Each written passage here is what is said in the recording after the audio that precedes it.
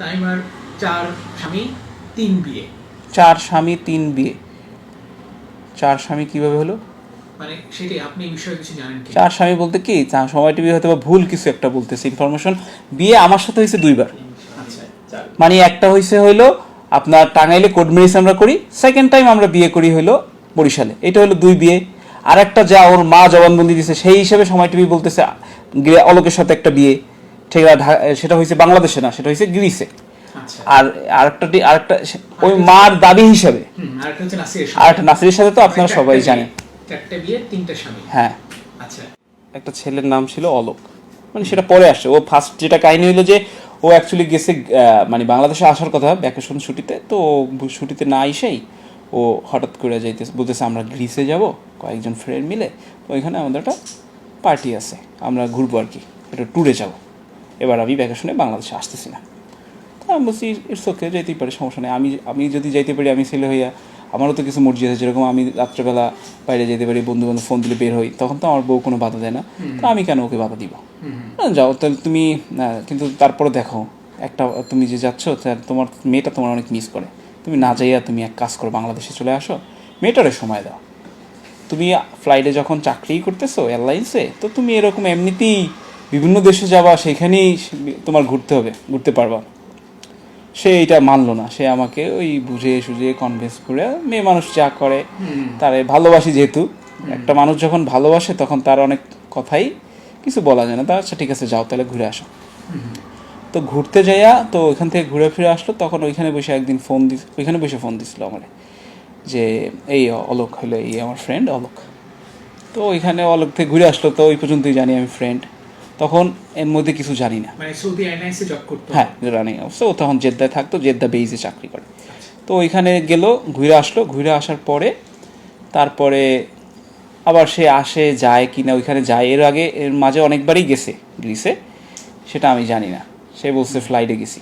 তার মানে অলোকের সঙ্গে ভ্যাকেশনে গেছে? হ্যাঁ, মানে ভ্যাকেশনে গেছে। আবার দেখা যায় যে 5 দিনের ছুটি পাইছে, সে আসে নাই।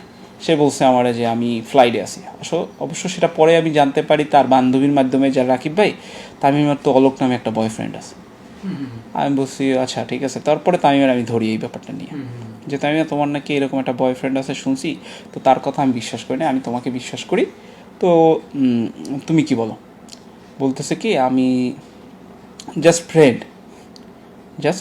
তখন আমি বলি যে তুমি যদি চাও যে সংসার করবা না, অলোকরে তোমার ভালো লাগে, রাকিবরে এখন ভালো লাগে না, রাকিব মানে তোমার সাথে যায় না, তাহলে তুমি এক কাজ করো, আমরা তো মুসলমান, এটা কিন্তু আমার গুনাহ হবে, সবচেয়ে বেশি আল্লাহ আমারে ধরবে, যে কাল হাসরে যে আমারে ধরবে, যে তুমি তোমার বউরে দিয়ে করাই, তোমার বউ রিলেশন করতেছে তোমার সাথে, আবার আরেকজনের সাথেও রিলেশন করতেছে। না এরকম কিছুই না, জাস্ট ফ্রেন্ড, আসি যে ভালো লাগে কথা বলি, এরকমই। ও আগে থেকেই ওর স্কুল ফ্রেন্ড দেখছি, ওর যত ফ্রেন্ডগুলো দেখছি ওদের সাথে খুবই ও কমফোর্টেবল। যেরকম এখানে সাদি ভাই আছে, সে সাথে এই ফ্রেন্ডদের সাথে ইসে গেছিলো, ওই যে আপনার ওরা কয়েক ভাই এই জাফলনে সিলেটে ঘুরে আসলো গাড়ি নিয়ে। তো ওরা ফ্রেন্ডরা সবাই গেছে, ওর সাথে মেয়ে ফ্রেন্ড ও ছিল, ওর সাথে 8টা মেয়ে ছিল, ওরা গেছে ঘুরছে। তো আমি এই বিষয়ে খুবই নিশ্চিন্ত। সেই ছবিগুলোও আছে জাফলনে ও যে ঘুরতে গেছিলো ফ্রেন্ডদের সাথে। তো সেখান থেকে আসার কিন্তু ওর আম্মা সেই ছেলেটাকে যখন দেখছে, ওর আম্মা যখন আম্মার সাথে মিট করাই দিছে, তখন দেখতেছে যে ওর আম্মা দেখতেছে যে এই ছেলে তো অনেক, অলোক তো হিন্দু? হ্যাঁ, অলোক সাহা, সে হিন্দু। কিন্তু ওর আম্মা কি করছে, ওর আম্মাও জানে যে অলোক সাহা হিন্দু। তো ওর আম্মা দেখতেছে না, এই ছেলেটা অনেক টাকা, ওইখানে গ্রিসে অনেক টাকা কামায়, ঠিক আছে, তো রাকিবের থেকে বেটার অপশন অলোক। সে কী করলো, মেরে এই বিষয়ে ওরে ইনভাইট কর, বাসায় আসুক, ঢাকা আসুক, এরকমের।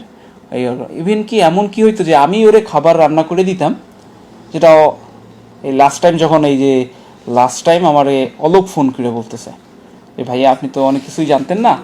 বলছি কি, যেহেতু এখন বিয়ে হয়েছে তামিমার, ঠিক আছে, আমার বলতেছে যেহেতু তামিমার বিয়ে হয়েছে, তো আপনার বলি যে লাস্টটা এই ও যত খাবার যে আপনি পাকাই দিতেন না, সেই খাবার নিয়ে আসতো।